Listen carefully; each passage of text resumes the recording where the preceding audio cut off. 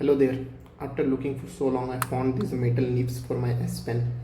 I have Galaxy Tab Asset and I'm from India.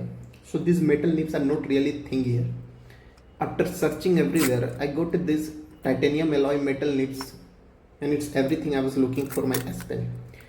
It costed me 1000 rupees for two nibs and comes with little tongue like thing to pull out, already using nibs from the S Pen, and using the same tongue you can put the new one. I have made the video, you can watch to learn how. It's pretty basic. Also, I pulled out my nib not on video as I was scared I would damage them.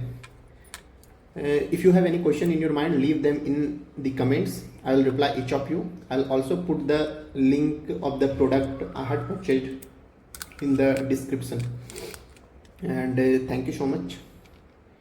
It is working fine, and I'll update how it is working on the screen.